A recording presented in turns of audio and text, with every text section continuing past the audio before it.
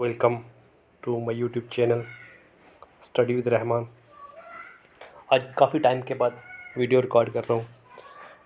कुछ busy schedule होने की वजह से नहीं रिकॉर्ड कर पाया। देखो, एक इम्पॉर्टेंट अपडेट यह है कि जो केस था हमारा 25 सेक्टर का, 25 सेक्टर का जो केस था जो हाई कोर्ट में था वो तो विकेट हो गया था। उसका ये है कि फर्स्ट टाइम तो विकेट हो गया था, पर अब ये सुनने में आ रहा है कि उसको जो है वो डबल बेंच में उन्होंने चैलेंज किया हुआ है। अभी उसकी हेयरिंग स्टार्ट नहीं हुई, वरना एक काफ़ी बुरी खबर है, क्योंकि 50 सेक्टर जितने भी एस्पिरेंट हैं अभी उनको रिलीफ मिला था कोर्ट की तरफ से। जो पहला ये वाला मैं दिखाता हूँ आपको ऑर्डर, देखो इसमें, इस ऑर्डर में ये दिखा हुआ था।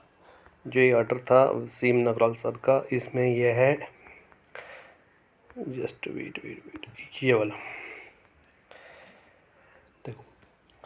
जो पहला केस था वो तो वो क्या आपका स्टे जो विकेट हो गया था, और ऑफिशियल रिस्पोंडेंट को बोला था कि आप क्या करो, फाइनलाइज करो सिलेक्शन प्रोसेस को।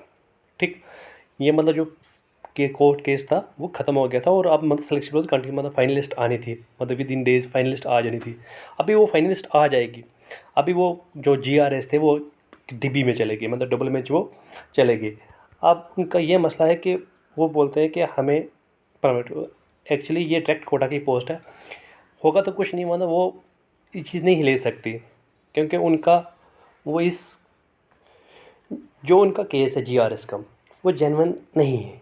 क्योंकि आप डायरेक्ट कोटा की जितनी पोस्ट है आप उसके साथ कुछ छेड़छाड़, अब जितने उनके केस है उनका केस स्ट्रांग नहीं है, पर सिर्फ मसला ये है कि उससे क्या हो रहा है, जितने भी एस्पिरेंट हैं उनका सिर्फ टाइम वेस्ट हो रहा है, और टाइम जो है वो कंटिन्यू आप सारा स्टूडेंट का क्या हो रहा है, वेस्ट हो रहा है। अब इनको ये रिक्रूटमेंट थी 2022 की, और अभी इतना टाइम हो गया, अभी तक ये रिक्रूटमेंट कंप्लीट नहीं हुई। इसकी वजह से काफ़ी एस्पिरेंट को क्या हुआ कि अब डिप्रेशन में जा रहे हैं, एंग्जाइटी में।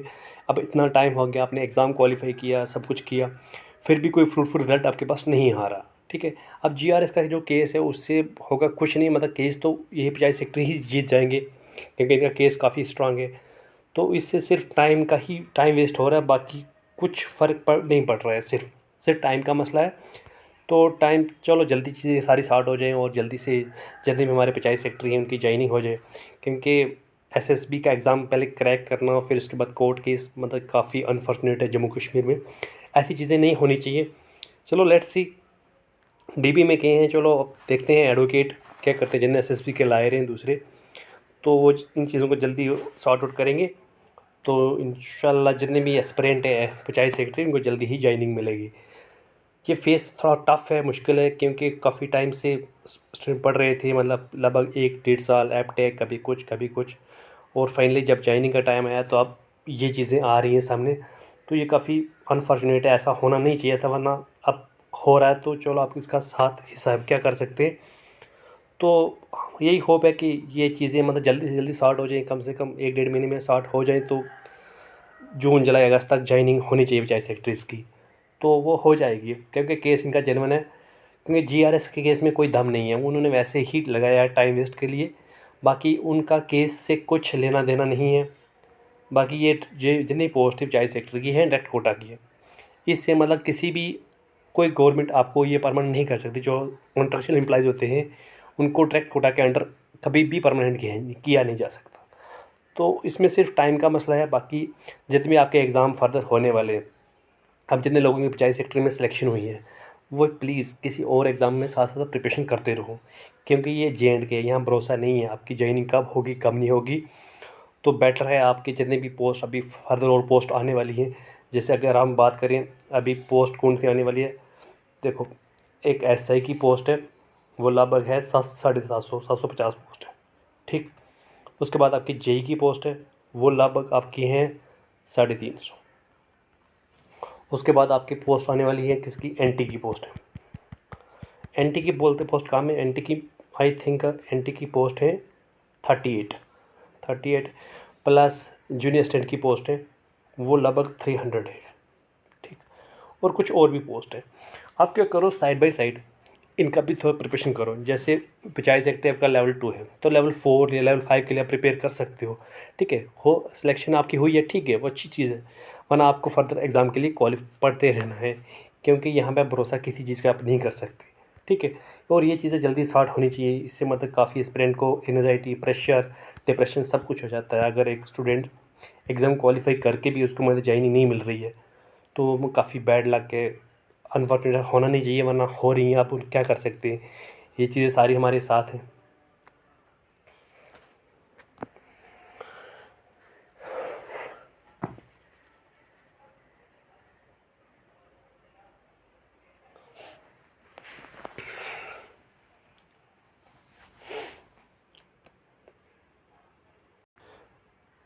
और काफ़ी एस्पिरेंट हमें ये पूछ रहे हैं कि जो किसका पटवारी का रिज़ल्ट है, जो पटवारी का आपका उर्दू का रिज़ल्ट है, जो उर्दू का रिज़ल्ट वो विद इन डेज़ वो आ सकता है। वो मतलब 10 दिन के अंदर अंदर आप आ सकता है, ठीक है। अब जितने लोगों का पटवारी को एग्ज़ाम क्वालिफाई है, उर्दू का वालीफाई है, तो क्या करें प्लीज़ आप मतलब उसके प्रिपरेशन, एग्ज़ाम के लिए प्रिपरेशन स्टार्ट करते हैं। क्योंकि मान सकते हो आपके मतलब 4 जून के बाद आपके जितने भी एग्ज़ाम है वो फास्ट ट्रैक बेसिस पे होना स्टार्ट हो जाएंगे। क्योंकि एसएसबी अभी थोड़ी मतलब सभी लोग मतलब मिशनरी पूरी बिजी है इलेक्शन प्रोसेस में, उस वजह से आपके एग्ज़ाम में थोड़ा सा हेल्ड आ रहा है। बाकी अदरवाइज़ एग्ज़ाम आपके बहुत स्मूथली और बहुत ही फास्ट ट्रैक में होने वाले हैं। तो आपके पास यही मई के दिन है या मई का महीना, जून में आपको कोई टाइम नहीं है। मान लो कि हर संडे को एग्ज़ाम शेड्यूल, हर एक संडे को, तो आप अपनी प्रिपरेशन कंटिन्यू रखो। तो पटवारी का जिसका जो एग्ज़ाम है, पटवारी का है या जूनियर असिस्टेंट का है, जो जो हमने फॉर्म लगाया है उस हिसाब से आप प्रिपरेशन करो। और सिर्फ पंचायत सेक्रेटरी के पीछे मत रहना। पंचायत सेक्रेटरी का केस अब डीवी में गया है, उससे मतलब टाइम वेस्ट हो रहा है, मतलब 2 महीने, 4 महीने, 6 महीने, और ये कोर्ट का मसला, इसमें 1 साल भी लग सकता है। चीज़ बुरे मानने की बात नहीं है, वरना लग सकता है कि कोर्ट केसेस ऐसे ही चलते हैं, उनको जो वर्किंग प्रोसेस होता है वो बहुत ही स्लो होता है। आप ये नहीं बोल सकते कि ये चीज़ 1 महीने में सॉर्ट होनी चाहिए, 2 महीने में, क्योंकि ये चीज़ें काफ़ी टाइम लेती हैं और मतलब केस तो जेन्युइन है जी पंचायत सेक्रेटरी का, वो जीत जाएंगे डेफिनेटली, डैम श्योर, इसमें कोई बात नहीं है। पर ये चीज़ें टाइम वेस्ट करती हैं और कुछ नहीं। तो जितने भी एस्पिरेंट्स सिलेक्टेड है ना, उनसे मेरी यही रिक्वेस्ट है कि आप साइड बाई साइड दूसरे एग्ज़ाम के लिए प्रिपेयर करो। जिसका पटवारी का एग्ज़ाम है वो पटवारी के लिए प्रिपेयर करो, जिसको एसआई फर्दर करना है उस एसआई के लिए प्रिपेयर करो, और एटलीस्ट अपने मतलब सिलेबस का टच रहो, ठीक। आप सिर्फ पंचायत सेक्रेटरी एग्ज़ाम लेके बैठ नहीं सकते, ठीक है। Thank you. आप क्या इस चैनल को सब्सक्राइब करो, लाइक शेयर करो, अपने फ्रेंड के साथ शेयर करते रहो, और जितने भी कोई अपडेट होगा फर्दर मैं आपके साथ शेयर करूँगा। फिलहाल अपडेट यही था कि पंचायत सेक्रेटरी का केस जो सिंगल बेंच में वेकेट हुआ था और बोला था कि आप अपनी सिलेक्शन प्रोसेस फर्दर करो कि फाइनल लिस्ट निकालो, तो फाइनल लिस्ट आ जाएगी 1 हफ्ते के अंदर अंदर।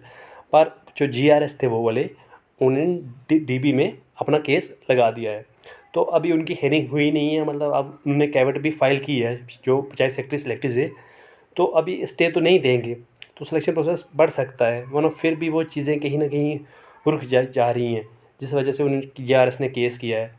तो उससे मतलब टाइम थोड़ा सा ज़्यादा हो रहा है। तो आपको इस टाइम थोड़ा मुश्किल टाइम ज़रूर है, वरना निकालना तो पड़ेगा। बोलते नहीं ये वक्त भी गुजर जाएगा, बस ये वक्त गुजर जाएगा, इंशाल्लाह अच्छे दिन भी आएंगे और आपकी ज्वाइनिंग भी बहुत जल्दी हो जाएगी। Thank you, have a nice day. और चैनल को लाइक, सब्सक्राइब और शेयर करते रहें, और जो भी अपडेट होगा फर्दर मैं आपको बहुत जल्दी दूंगा नेक्स्ट वीडियो में। Thank you.